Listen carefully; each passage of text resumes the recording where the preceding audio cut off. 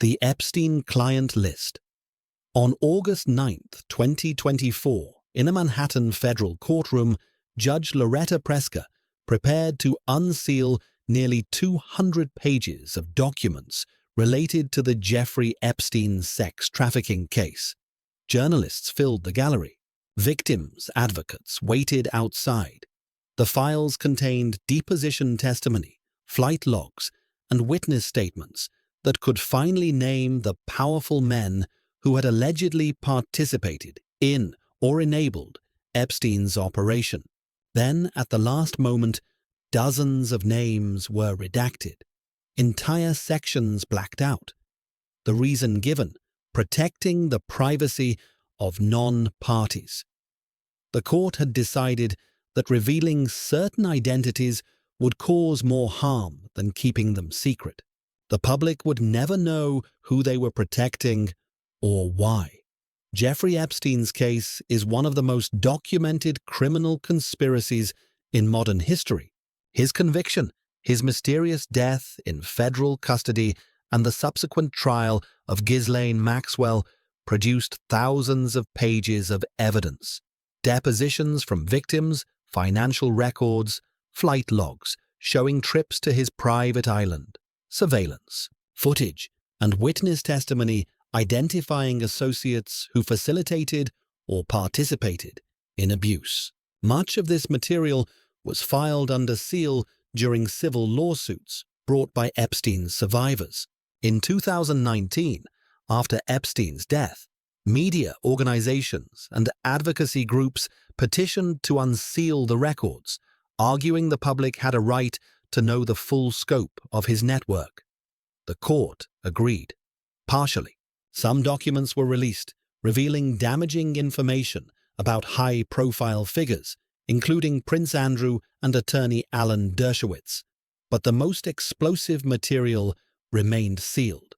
Court filings indicate that several individuals, referred to only by pseudonyms, like Doe 107 or J. Doe, successfully argued that releasing their identities would violate their privacy or expose them to harm.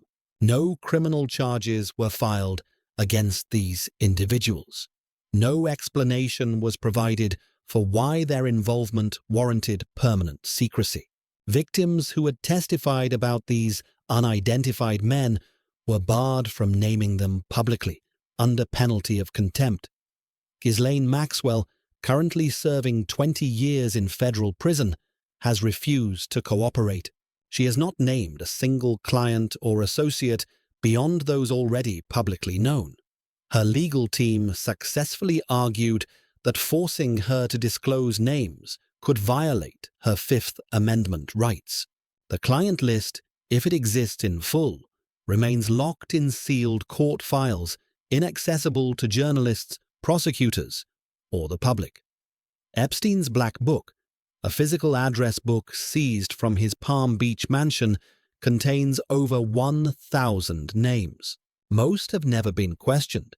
His flight logs show hundreds of trips with unnamed passengers. His island's visitor logs were never released. And the surveillance footage from his Manhattan townhouse. The FBI took it, and no footage has ever been made public. If these men were innocent, why seal their names? And if they were guilty, who decided they deserved protection? The D.C. Madam Suicides. On the morning of May 1, 2008, Deborah Jean Palfrey was found hanging from a metal shed behind her mother's home in Tarpon Springs, Florida. She had been convicted 2 weeks earlier of running a high-end escort service in Washington, D.C., a service whose client list allegedly included senators, Pentagon officials, and intelligence contractors. Palfrey had fought for years to release those names publicly, believing exposure was her only protection. Her lawyer had filed motions to enter the phone records into evidence. The court denied every request, sealing the records under protective order. Palfrey told multiple people she would never kill herself. Then she was found dead, ruled a suicide, and the client list disappeared into legal vaults forever. Deborah Palfrey ran Pamela Martin and Associates from 1993 to 2006, a DC-based escort agency that employed educated, professional women catering to Washington's elite. The service was discreet, expensive, and, according to Palfrey, entirely legal. She maintained the women provided companionship, not prostitution.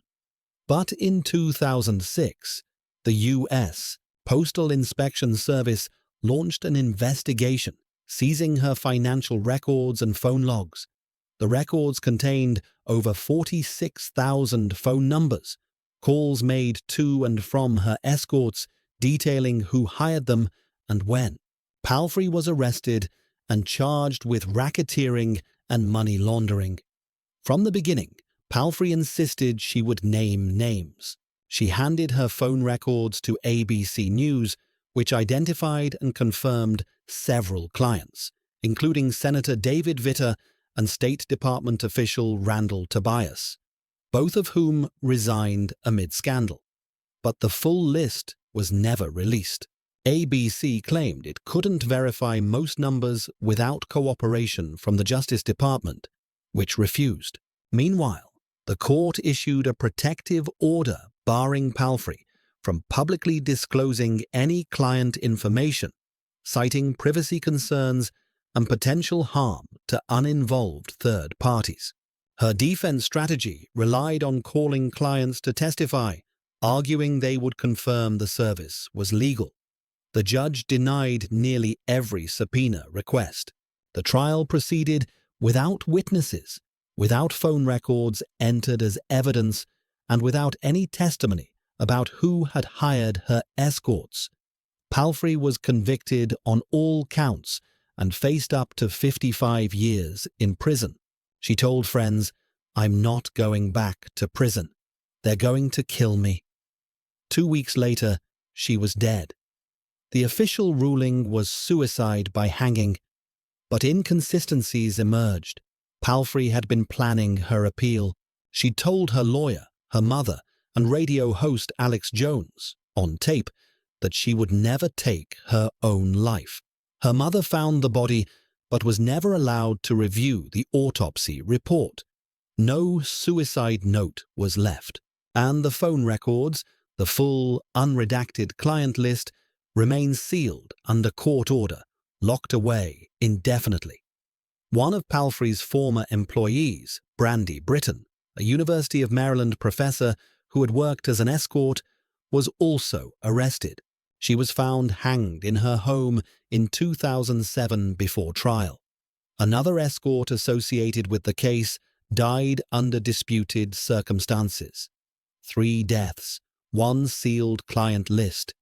If the names were harmless, why protect them? And if Palfrey truly intended to go public, who had the most to lose? The TWA missile witnesses. On the evening of July 17, 1996, TWA Flight 800 exploded off the coast of Long Island, New York, killing all 230 passengers and crew. Within minutes, the FBI and Coast Guard received calls from witnesses on the ground, fishermen, pilots, military personnel, reporting the same thing. A streak of light rising from the surface, moving toward the aircraft, followed by a massive explosion. Over 700 eyewitness accounts were documented. The FBI interviewed them, recorded their statements, and then sealed every single one. The official conclusion, released after a 4-year investigation, attributed the disaster to a fuel tank explosion caused by faulty wiring. No missile, no external attack. And the witness testimony that contradicted this finding, locked away under court order, inaccessible for over 50 years. The evidence was immediate and overwhelming. Witnesses described seeing a bright object. Some called it a flare, others a missile, ascending rapidly from the ocean surface toward the plane's altitude. Retired Air National Guard pilots experienced in identifying aircraft and ordnance, independently reported the same trajectory. A U.S. Air Force major, watching from the shore, sketched the path in his statement. Object rises, intersects with plane. Explosion follows. The FBI collected these accounts within hours, logging descriptions with remarkable consistency. Yet when the National Transportation Safety Board released its final report in 2000, not one witness statement was included in the findings. The FBI classified the interviews as part of an ongoing criminal investigation, a designation that allowed them to be sealed indefinitely. Attempts by journalists, family members of victims, and independent investigators to access the witness testimony through Freedom of Information Act requests were denied. In 2013, a group of former NTSB investigators, including senior crash analysts who had worked the case, filed a petition demanding the investigation be reopened, citing suppressed radar data, explosive residue found on wreckage, and the silenced witness accounts. The petition was denied without explanation. What made the sealing more suspicious was the alternative theory that emerged. Flight 800 had been accidentally shot down during a U.S. Navy missile test occurring in the same area that night. Declassified documents later confirmed a naval exercise was active. The Navy denied any involvement, but no records of the exercise, missile logs, radar data, or test results were ever released. And the witnesses who might have confirmed or refuted this theory, their words remain buried in sealed federal archives, unreachable until at least 2046. If a fuel tank caused the explosion, why silence 700 witnesses? And if they saw something else, who decided the public could never know? The Franklin Child Ring. In November 1988, the Franklin Credit Union in Omaha, Nebraska collapsed in scandal, exposing $40 million in fraudulent loans tied to its manager, Lawrence King. But during the investigation, allegations surfaced that went far beyond financial crimes. Multiple witnesses, mostly children from Nebraska's foster care system, came forward claiming King had trafficked them to parties where they were abused by prominent politicians, judges, and businessmen. A grand jury was convened. Investigators gathered testimony. Then, in 1991, the grand jury issued a shocking conclusion. The allegations were a carefully crafted hoax. The lead witnesses were indicted for perjury. All testimony was sealed by court order, and the evidence, photos, recordings, corroborating statements, was ordered destroyed by the presiding judge. The allegations began when social workers and therapists treating foster children in Nebraska heard disturbing accounts. The children described being taken to parties in Omaha and Washington, D.C., where they were forced to participate in abuse, sometimes filmed. They named names: a state senator, a prominent businessman, a district court judge. The stories were consistent across multiple children who had no contact with one another. Gary Caradori, a private investigator hired by the Nebraska legislature to examine the claims, interviewed dozens of victims, gathered evidence, and told colleagues he had found proof, photographs, and materials that would validate the children's testimony. On July 11, 1990, Caradori was flying back to Omaha after collecting additional evidence in Chicago. His small plane exploded in mid-air over Illinois, killing him and his young son. The FAA ruled it mechanical failure, but witnesses on the ground reported seeing a flash before the explosion. The briefcase containing his evidence was never recovered from the crash site. After his death, the investigation's tone shifted.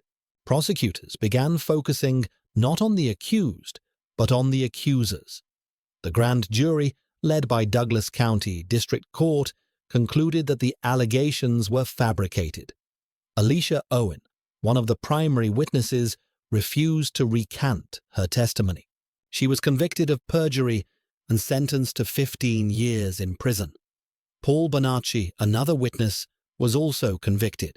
Both maintained their stories even after incarceration.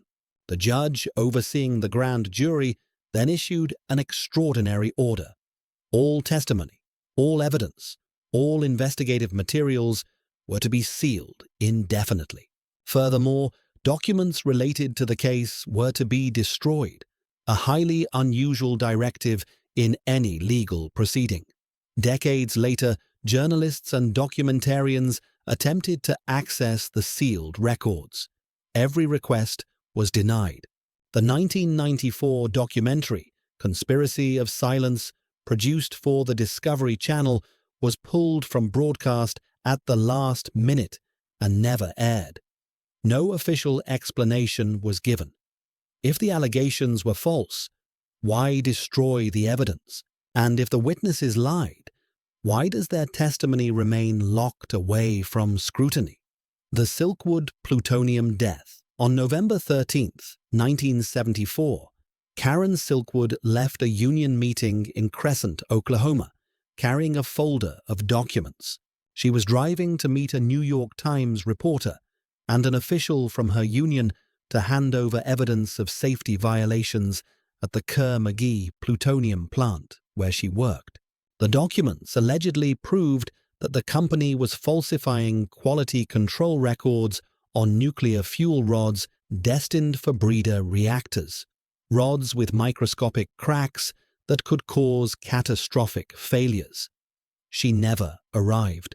Her car was found crashed into a concrete culvert 7 miles from the meeting site. Silkwood was dead. The documents were gone. And the briefcase she'd been carrying, confirmed by multiple witnesses, was never found at the scene. Karen Silkwood was a 28-year-old chemical technician and union activist who had spent months gathering evidence of dangerous practices at the Kerr-McGee Cimarron fuel fabrication site. Workers were being exposed to plutonium contamination through faulty equipment and inadequate safety protocols. Silkwood documented incidents of airborne plutonium, contaminated workspaces, and company efforts to conceal readings that exceeded federal limits. She began collecting internal memos, test results, and photographs. Then, in early November 1974, Silkwood herself became contaminated. Plutonium was detected in her urine, her home, and her belongings.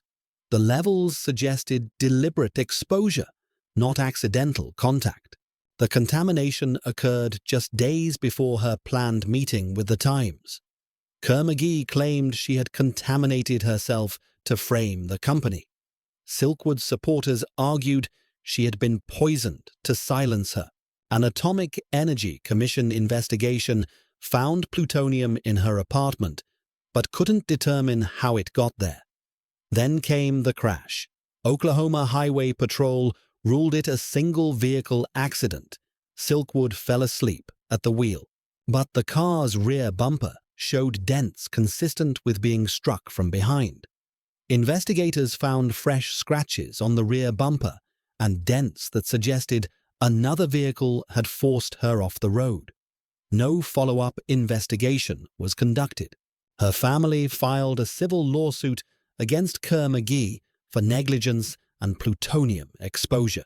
The case went to trial, and in 1979, a jury awarded her estate $10.5 million in damages, an unprecedented ruling holding a nuclear company liable for worker contamination. Kerr-McGee appealed.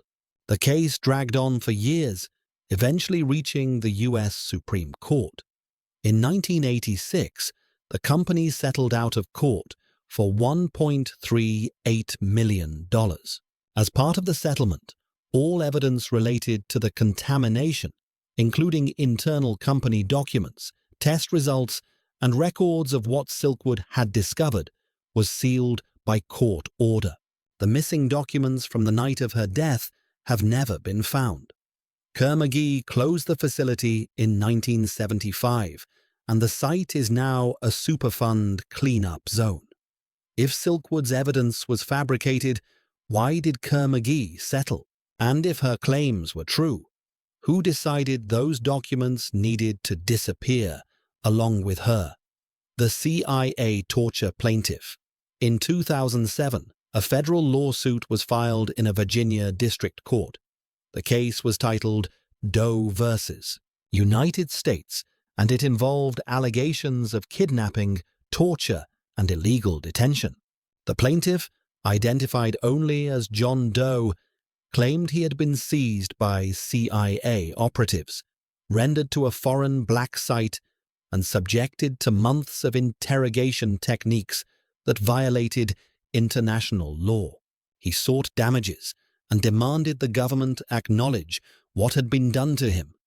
The case never went to trial. Within months, the Justice Department invoked the state secrets privilege, a legal doctrine allowing the government to dismiss cases if proceeding would risk exposing classified national security information. The judge agreed. The case was thrown out, and every piece of evidence, every testimony, every document, even the plaintiff's real name, was sealed permanently. The state secrets privilege is not new, but its use exploded after 9/11, particularly in cases involving the CIA's rendition and interrogation programs. John Doe's case was one of dozens where torture survivors attempted to sue the U.S. government or its contractors for abuse. Doe claimed he had been mistakenly identified as a terrorism suspect, taken from his home country without legal process, flown to a CIA black site in Eastern Europe, and interrogated using techniques including waterboarding, stress positions, sleep, deprivation, and sensory manipulation. His lawyers presented evidence, flight records, medical reports documenting his injuries, and testimony from former CIA officials confirming the program's existence. The government's response was simple. Confirming or denying any detail of the case would compromise intelligence sources and methods. The court ruled that national security outweighed Doe's right to seek justice. Not only was the case dismissed, but all filings were retroactively sealed. Doe's identity, the location of his detention, the names of his interrogators, and even the legal arguments his attorneys made were classified. Court transcripts show only redactions, page after page of black bars. The public record contains nothing but the case number and the dismissal order. Other rendition victims attempted similar lawsuits. Khaled El-Masri, a German citizen mistakenly kidnapped and tortured by the CIA, sued in U.S. courts. His case was dismissed on state secrets grounds. Maher Arar, a Canadian engineer rendered to Syria and tortured for a year, sued U.S. officials. Dismissed. Binyam Mohammed, a British resident tortured in multiple countries under CIA supervision, sought evidence for his British legal case. The US threatened to cut intelligence sharing with the UK if the evidence was released. In every instance, the cases were sealed, the victims silenced, and accountability erased. The Senate Intelligence Committee investigated the CIA's torture program and produced a 6,700-page report. Only a 500-page summary was released, heavily redacted. The full report remains classified. If these programs were legal and necessary, why hide them?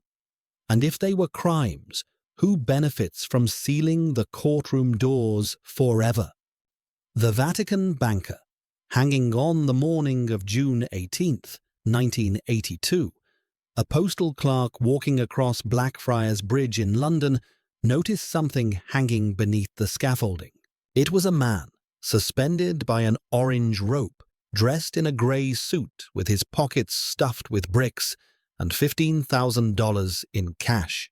The body was identified as Roberto Calvi, chairman of Italy's Banco Ambrosiano and known as God's banker for his close ties to the Vatican. He had disappeared from Rome days earlier, fleeing charges of fraud and embezzlement. His bank had just collapsed, revealing a $1.4 billion hole in its accounts, money that had flowed through the Vatican Bank to finance everything from arms deals to political coups. The initial British inquest ruled it suicide, but the circumstances were impossible. Calvi was terrified of heights, his shoes were clean, despite walking through muddy scaffolding, and forensic evidence suggested he had been strangled before being hanged. A second inquest in 2002 changed the ruling to murder. Yet the court records detailing the financial transactions, witness testimony, and connections to the Vatican and organized crime were sealed for 75 years. Roberto Calvi had been entangled in one of the most complex financial conspiracies of the 20th century. Banco Ambrosiano served as a conduit for illegal money laundering operations involving the Vatican Bank, the Italian Mafia, and a secret Masonic lodge known as Propaganda Due, or P2. P2 wasn't just a social club, it was a shadow government. Its membership including military generals, intelligence officials, judges, and politicians. Calvi funneled money to Latin American dictatorships, covert operations, and Italian political parties. When the scheme unraveled, Calvi became a liability. Days before his death, he wrote letters to Pope John Paul II, pleading for help and hinting at explosive revelations. He told associates he feared for his life and that certain people wanted him silenced. After his body was found, Italian authorities launched investigations into P2, the Vatican Bank, and organized crime. Key witnesses died under mysterious circumstances. Calvi's secretary fell, or was pushed, from her office window. A banker connected to the case was poisoned. The Vatican refused to cooperate, citing sovereignty and religious immunity. In 2005, 5 suspects, including a mafia boss and P2 members, were tried for Calvi's murder in Italy. All were acquitted due to insufficient evidence. Critical financial records held by the Vatican Bank were never produced. British court documents showing money flows and communication intercepts remain sealed until 2057. If Calvi killed himself, why were his pockets filled with bricks and cash? And if he was murdered, who ordered the records locked away for 3/4 of a century? The BCCI Intelligence Bank. On July 5, 1991, regulators in 7 countries simultaneously raided the offices of the Bank of Credit and Commerce International, seizing records and freezing assets in what would become the largest bank fraud investigation in history. BCCI, operating in 78 countries with over $20 billion in assets, had been exposed not as a legitimate financial institution, but as a global money laundering operation serving drug cartels, arms dealers, terrorists, and intelligence agencies. The bank's clients included Manuel Noriega, Saddam Hussein, and Abu Nidal. Its services allegedly facilitated CIA operations, Pakistani nuclear weapons development, and covert arms sales. U.S. prosecutors prepared cases that could have revealed how deeply intelligence agencies had used BCCI as a financial weapon. Then, in 1992, the bank's founders reached a plea deal. In exchange for reduced charges and limited prison time, the most damaging evidence, thousands of documents detailing transactions, client identities, and intelligence connections, was sealed under court order and classified under national security provisions. BCCI wasn't just corrupt, it was designed for corruption. Founded in 1972 by Pakistani financier Aga Hassan Abedi, the bank deliberately avoided centralized regulation by incorporating in Luxembourg and operating through shell companies and offshore branches. It offered services no legitimate bank would: anonymous accounts, no questions asked transactions, and active assistance in moving illicit funds. Journalists called it the Bank of Crooks and Criminals International. But BCCI's most disturbing function was its relationship with intelligence agencies, particularly the CIA, which reportedly used the bank to finance operations that couldn't be traced through official channels. Congressional investigations in the early 1990s uncovered evidence that BCCI had funded the Afghan Mujahideen, laundered money from the Iran-Contra affair, and facilitated transfers for Pakistan's nuclear weapons program. Senator John Kerry led a subcommittee investigation that documented these connections. His report, released in 1992, was scathing, but incomplete. Entire sections were redacted. Witnesses who could have testified about CIA involvement were blocked from appearing. And when prosecutors finally brought charges, the plea agreements ensured the deepest secrets stayed buried. The founder, Abedi, suffered a stroke and was never extradited. His deputy, Swaleh Naqvi, pleaded guilty and served minimal prison time. Clark Clifford, former U.S. Defense Secretary and BCCI's American frontman, was indicted but never tried due to poor health. Meanwhile, thousands of pages of banking records, transaction logs, wire transfer details, client communications were classified. Attempts to unseal them through FOIA requests are denied, citing ongoing intelligence sensitivities. If BCCI was just a criminal enterprise, why classify the evidence? And if intelligence agencies were complicit, who decided that truth was more dangerous than ignorance? The BP health data.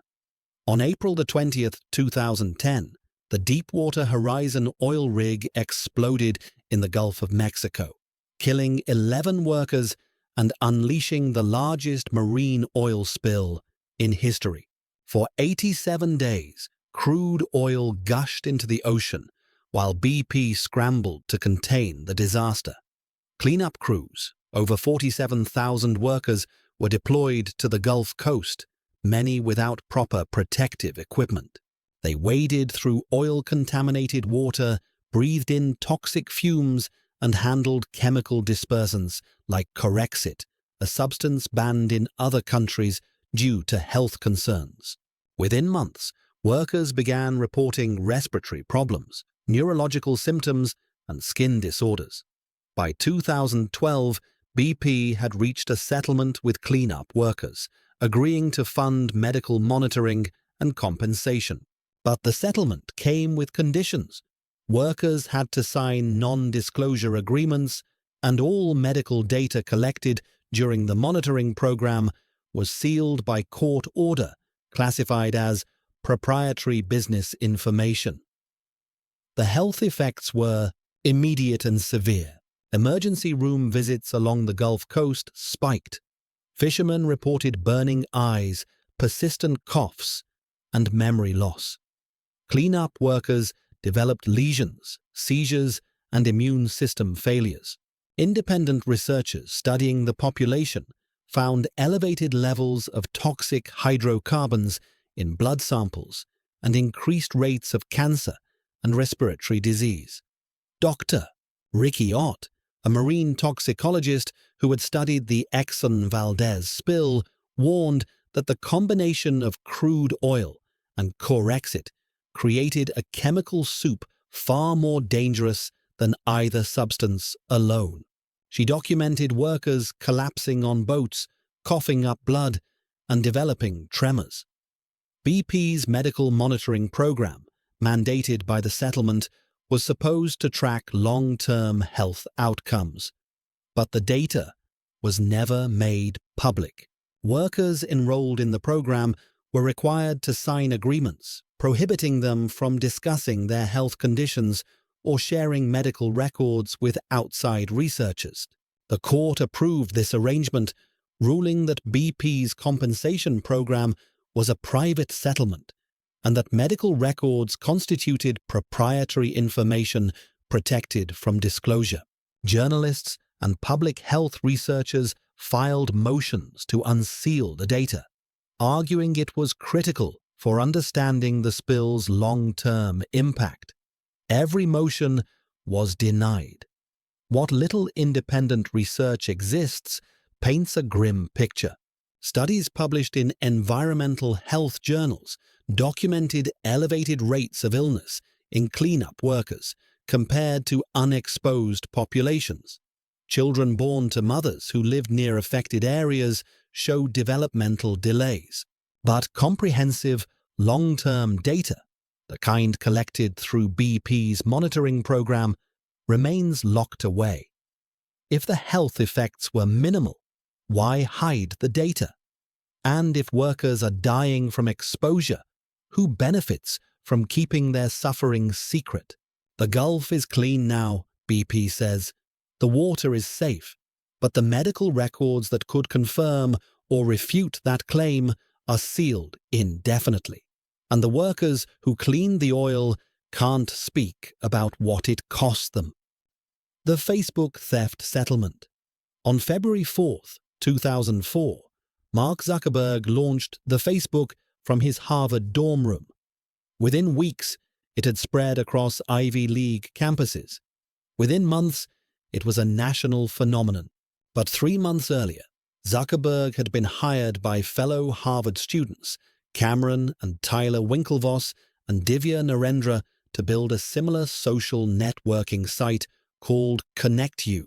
Zuckerberg had access to their code, their business plan, and their network. Then he stopped responding to their emails and launched Facebook instead.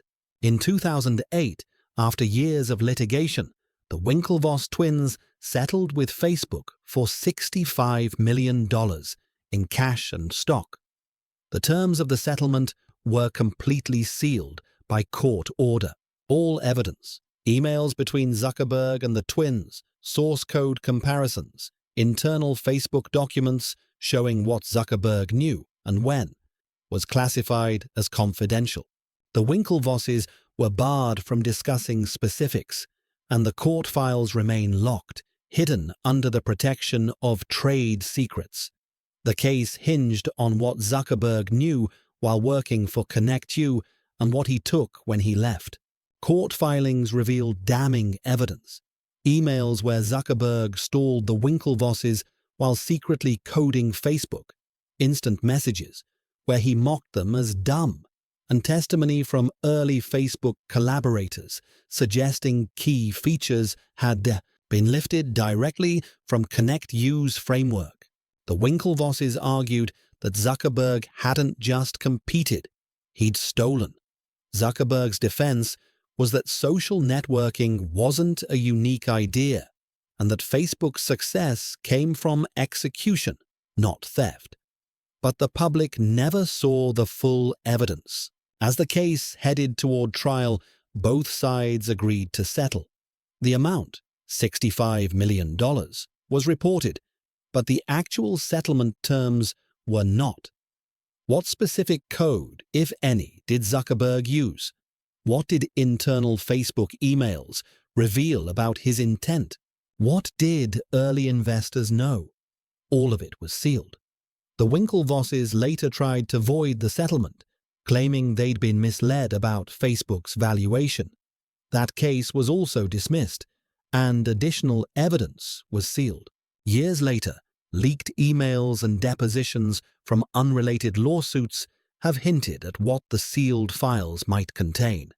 Evidence of Zuckerberg's awareness that he was using privileged information, internal discussions about how to avoid legal exposure, and communications suggesting Facebook's early growth strategy involved deliberate IP appropriation. But none of this has been confirmed because the court decided that protecting Facebook's proprietary business interests outweighed public transparency. If Zuckerberg built Facebook independently, why seal the evidence? And if he didn't, who decided the origins of a trillion-dollar company should remain secret forever?